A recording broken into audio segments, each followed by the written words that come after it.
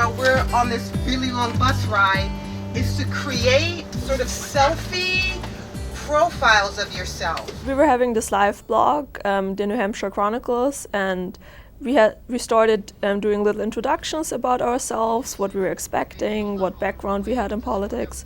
So we did that on the bus on the way there. I didn't think it was the snow that we were driving into. I thought it would be light flurries, and so I definitely had no clue on how that would affect my reporting, and would I be able to get the interviews that I needed? Would the event still be happening? We finally got there, and literally it was so quick. Ready to go though, we're ready. We had like 5 minutes to change and get nice. We didn't really know what to expect. Hello, NYU. David Vindage, hi, nice to meet you. Cory Booker, nice. We had our first political encounter because Cory Booker was staying at the same hotel. We are going to the Republican candidate John Kasich's 100th town hall. Ladies and gentlemen, please welcome three-time Super Bowl winner, Mike Vrabel.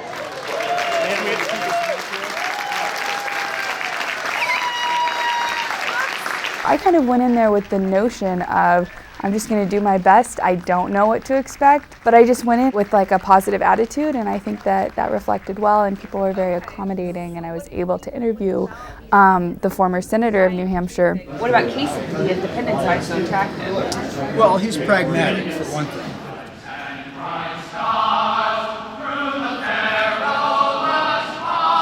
From there, I went straight to McIntyre Shaheen fundraiser dinner, where we saw the Democratic candidates, which was a great exposure as well, a much larger event. This government of ours belongs to all of us. And once we were there, we just really hit the ground running. We got our press passes, which wasn't too much of an issue there. And we started interviewing people and finding out who they supported. Now that was my story, is finding out who young voters supported.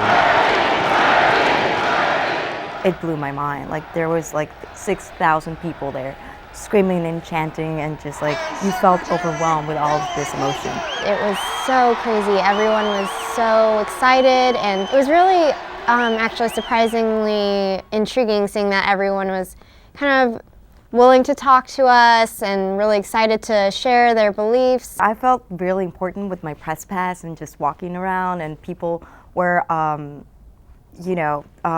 coming up to me and asking me questions like, hey, are you a reporter? Do you want to interview me? And I'm like, sure, I'll interview you. I met a former NYU student who was working as a reporter for ABC, and she was filming some B-roll and also did some digital editorial content for them.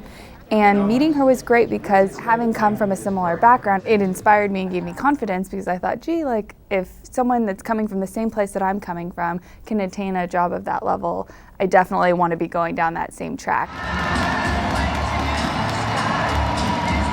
I was on my phone a lot because that's how we were doing our reporting, via Scribble Live. So I was writing stories, uploading photos.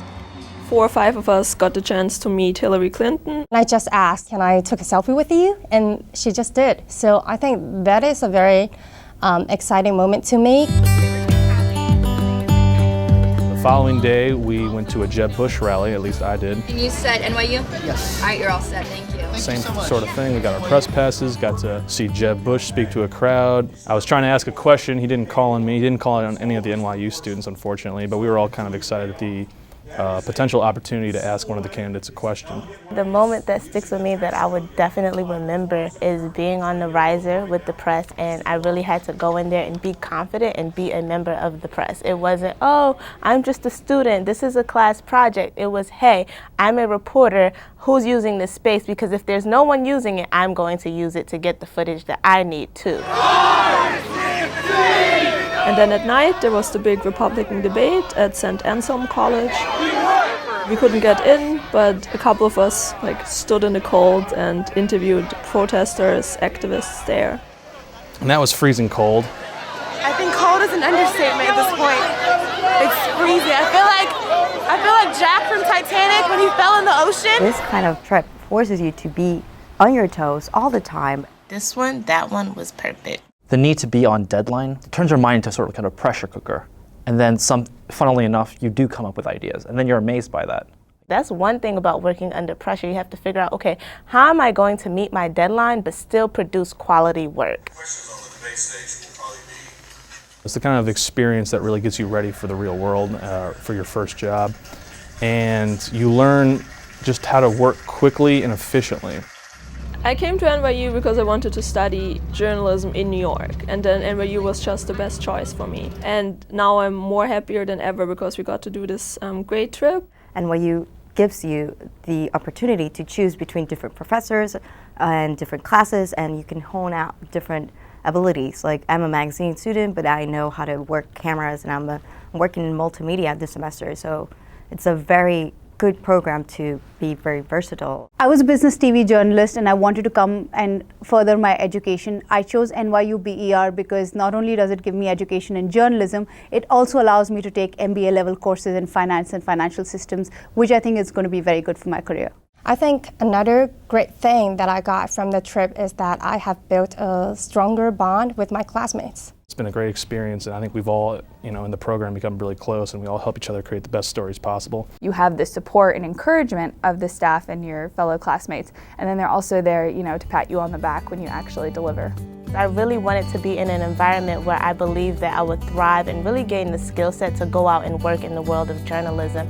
I mean, since I've been here, I've been able to go to Baltimore and report on the aftermath of Freddie Gray, and now I've been able to cover the 2016 New Hampshire primary, and that's a big deal. Not many journalism students can say that they have that experience, that they can put that in their portfolio. I know as I'm leaving the school, this program, I'm going to be the best journalist, so yeah.